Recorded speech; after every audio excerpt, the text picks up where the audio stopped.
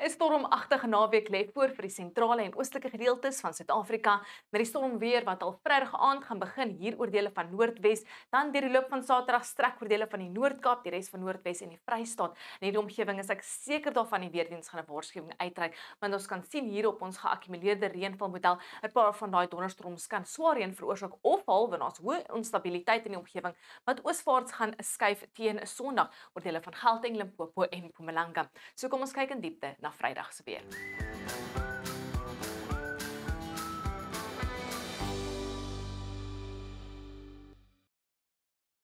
Vrydag het ons aan lande gevloei wat koeler weer en ligte reënbuie inbring vir KwaZulu-Natal, dele van Mpumalanga en ook 'n ysige suidewind wat gaan waai en reën inbring vir die Laagveld en oostelike plateaurand van Limpopo. Heelwat later gaan 'n paar donderbuie afbeweeg van ons buurland af, hier oor dele van die Noord-Kaap en Noordwes. Ook is klaar kans van reënbuie hier in dele van die Karoo en dan eers een Vrydag aand oornag tot Saterdagoggend gaan 'n paar druppels motreën val oor net die kusgebiede van die Wes-Kaap. Nou die weerdiens het al klaar 'n vlak 2 waarskuwing uitgereik vir hewige storms laat Vrydag hier in dele van Noordwes, maar meeste van die stormweer word hoofsaaklik Saterdag verwag.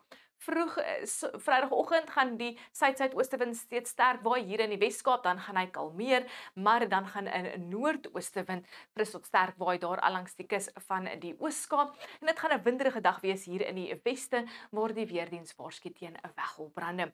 Ons kyk in diepte na die Wes-Kaap en ons kan sien dit gaan lekker warmer wees met 34 in Clan Willem, gemaklike 27 in Kaapstad met die wind wat dan oos gaan draai daar langs die kus met 24 in Pretoria.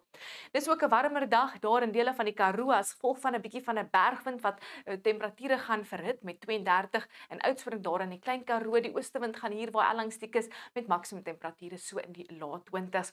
In die Oos-Kaap is dit ook 'n warmer dag, maar daai noordoostewind gaan optel oor die kusgebiede. 22 in Port Alfred en Oos-London, warmer die middag oor die binneland met temperature in die middel tot hoë 20s. Maar aan lande gevloei geneel wat wolke instoot vir KwaZulu-Natal, 'n 30% kans vir reënbui hier en daar met maksimum temperature wat steeds so in die laat 20s bly. Daai aanlandige suidewind gaan optel daar in die Laagveld van Mpumalanga. Hy gaan ysig koud waai teen tye met ligte reënbuie. Hy is heelwat kouer met net 18, Bombela 19 in Skukuza.